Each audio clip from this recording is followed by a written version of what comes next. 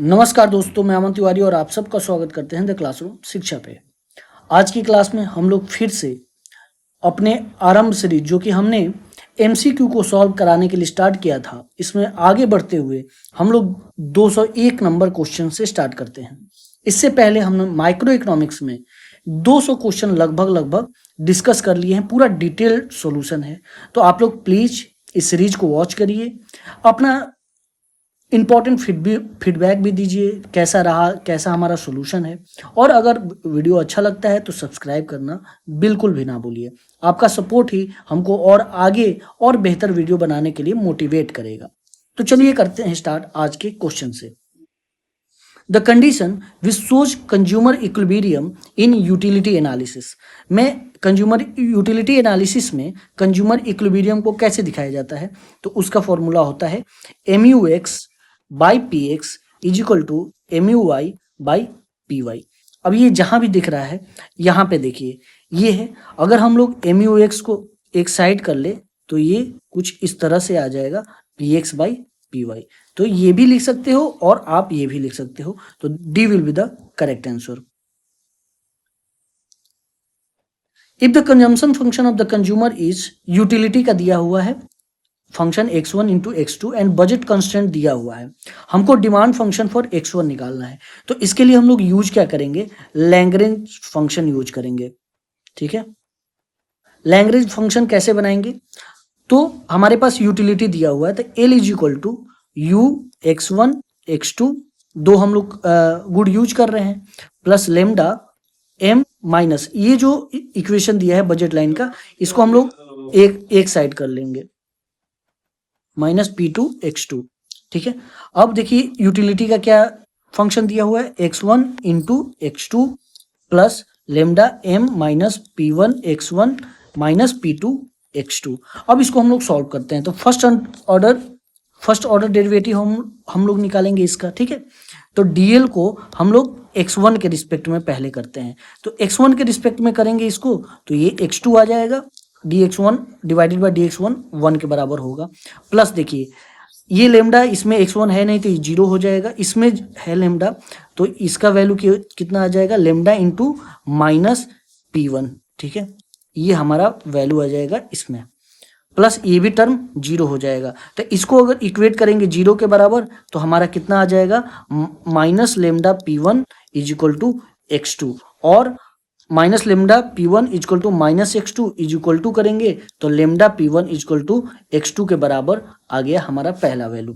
फिर अगर हम लोग dl को dx2 के रिस्पेक्ट में करते हैं तो x2 के रिस्पेक्ट में फिर ये हमारा x1 बचेगा, प्लस यहाँ पे अब x2 वाला टर्म ये है, तो फिर यहाँ पे हमारा क्या बच जाएगा, वही सेम उसी तरह लेमडा माइनस P2 बच जाएगा, और इसको हम लोग 0 से जब इक्वेट करेंगे minus lambda P2 is equal to minus x1 के बराबर होगा। ये जब कटेगा तो हमारा वैल्यू आ जाएगा lambda P2 is equal to x1।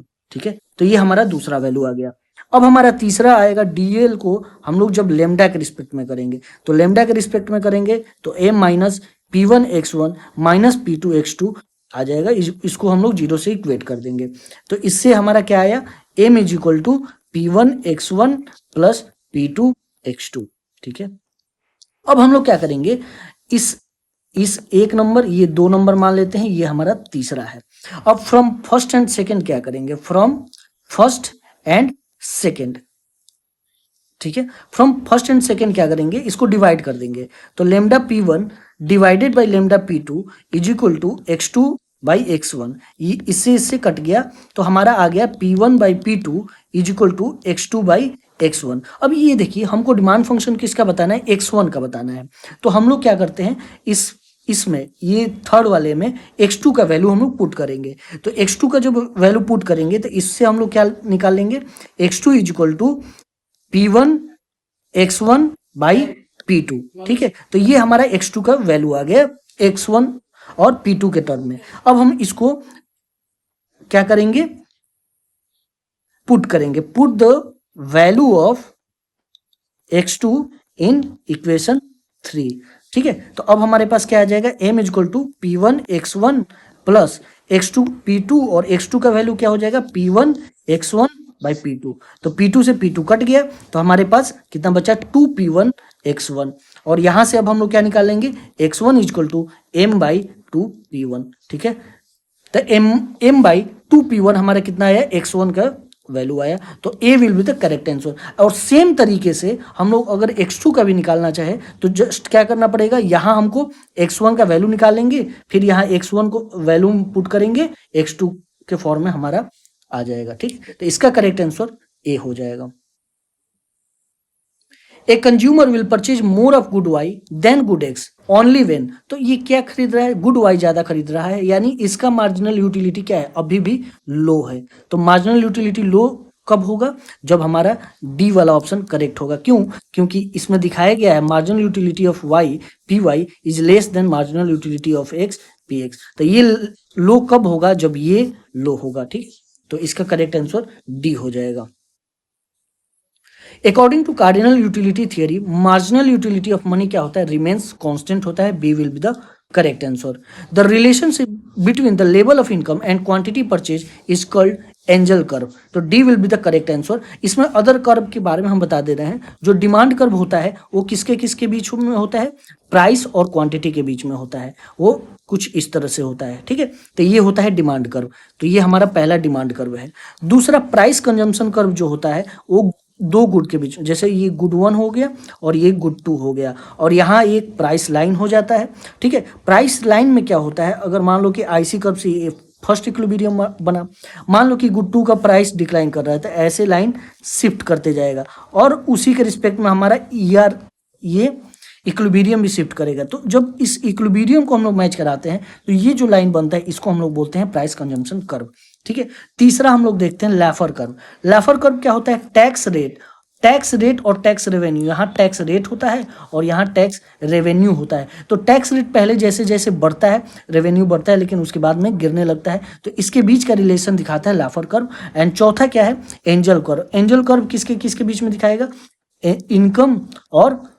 Income और यहाँ पे क्वांटिटी हम जो कंज्यूम करते हैं इसके बीच का रिलेशन दिखाता है। तो ये चार कर्व है, इसका करेक्ट आंसर डी हो जाएगा। Which of the following assumption is not correct for reveal preference analysis. तो कंसिस्टेंसी तो होता है, कंसिस्टेंसी के ही आधार पे हम लोग वीक एक्जियम को डिफाइन करते हैं और रिवील प्रेफरेंस थ्योरी। ट्रांजिटिविटी भी होता है, इसी के आधार पे हम लोग स्ट्रॉन्ग एक्जियम को डिफाइन करते हैं of reveal preference theory. Rationality तो होता ही है, वीक ऑर्डरिंग इसमें नहीं होता है, बल्कि इसमें स्ट्रॉन्ग ऑर्डरिंग होता है। इसमें स्ट्रॉन्ग ऑर्डरिंग होता है और वीक ऑर्डरिंग कहाँ होता है, आईसी कर्व में होता है, आईसी कर्व में होता है। तो इसका करेक्ट आंसर डी हो जाएगा। Which of the following is not included in Hicks 4 concept of formation of consumer surplus. तो कंज्यूमर सरप्लस के फॉर्मेशन के लिए हिक्स ने इसका तो यूज किया था, इसका भी यूज किया था, इसका भी यूज किया था। डी ऑप्शन इसका नहीं, ये इंक्लूडेड नहीं है। Income compensating variation in price नहीं होता है, बल्कि प्राइस कॉम्पनसेटिंग वेरिएशन होगा, प्राइस कॉम्पनसेटिंग वेरिएशन होगा इन इनकम। ठीक है, तो D will be the correct answer. Amongst the following, which one is associated with cardinal approach? तो कार्डिनल अप्रोच किसके साथ था, यूटिलिटी थियरी के साथ था। तो C will be the correct answer. Consumer reaches a saturation point when marginal utility will be 0. B will be the correct answer. Backward bending angel curve belongs to inferior good. Inferior good के case में जो angel curve होता है वो backward bending हो जाता है। ये रहा इनकम और ये रहा जो भी क्वांटिटी है कंज्यूम्ड, तो inferior good के केस में होता है। While measuring price effect, which of the following remains constant? तो मनी इनकम कांस्टेंट होता है। ठीक है, इस केस में हम लोग रियल इनकम को देखते हैं, ना कि मनी इनकम को। तो मनी इनकम को कांस्टेंट रखते हैं। A will be the correct answer. Arrange the following economist in chronology में इसको लगाना है। ठीक है, तो सबसे पहले यूटिलिटी थियरी आता है मार्शल का। ठीक है, उसके बाद हिक्स का आईसी कर्व आता है। हिक्स और आरजी एलन ने साथ में ही आईसी कर्व का कॉन्सेप्ट दिया था। सबसे पहले हिक्स ने दिया था, उसके बाद एलन, फिर उसके बाद सैमुअल्सन का आरपीटी रिवील प्रेफरेंस थियरी आता है। उसके बाद आर स्टोन का आता है linear expenditure system, linear expenditure system. ठीक है, तो ये रहा, इस तरह का क्रम होगा। D will be the correct answer. In the following which one of the following statement is correct बताना है, इंडिफरेंस कर्व से रिलेटेड है। तो इंडिफरेंस कर्व कैसा होता है, तो ये slope downward from left to right होता है, तो पहला सही है, ये दूसरा गलत है। Indifference curve is convex to the origin, एकदम सही है, ये भी सही। Indifference curve never intersect each other, ये भी सही है। तो हमारा पहला, तीसरा और चौथा, A, C and D, C will be the correct answer.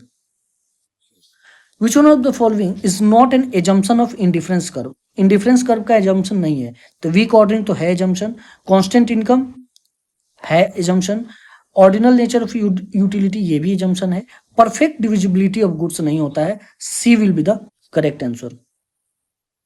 What is the shape of indifference curve for perfect complements, perfect complements के केस में जो शेप हो जाता है वो एल शेप हो जाता है, कुछ इस तरह का हो जाता है एल, ये हुआ गुड 1 और ये रहा गुड 2, ठीक है, तो C will be the correct answer. Indifference curve are convex to the horizontal, law of diminishing marginal utility hold, yes, ये दोनों सही है और आर और ए का सही व्याख्या भी करता है, C will be the correct answer. If goods are perfect substitute then indifference curve कैसा होगा, तो परफेक्ट सब्स्टिट्यूट के केस में कैसा होता है, स्ट्रेट लाइन होता है with negative slope, B will be the correct answer.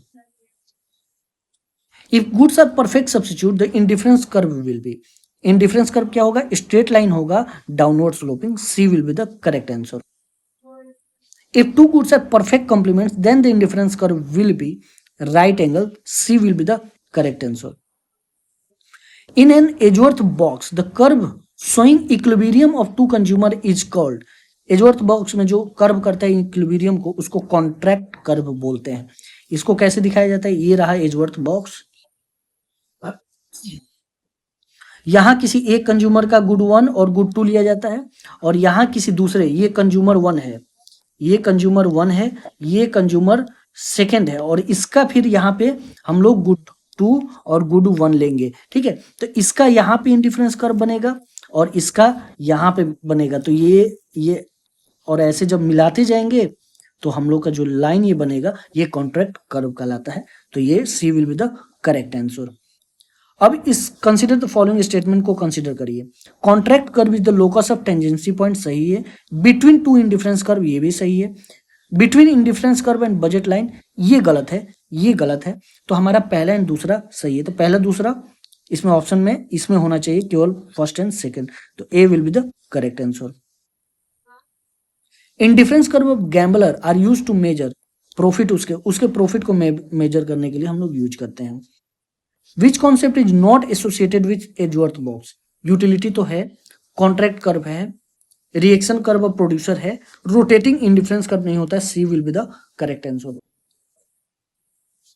In which situation the shape of indifference curve will differ from normal, तो देखिए ये दोनों गुड है, ये दोनों गुड है, वर्क एंड लेजर ये भी हम लोग गुड कंसीडर कर सकते हैं, सेविंग कंजम्पशन ये भी गुड, दोनों गुड है, लेकिन यहाँ risk and income from security है, ये गुड है लेकिन ये बैड है, तो गुड और बैड के बीच का जो इंडिफरेंस कर्व होगा इन दोनों से डिफर होगा, तो D will be the correct answer.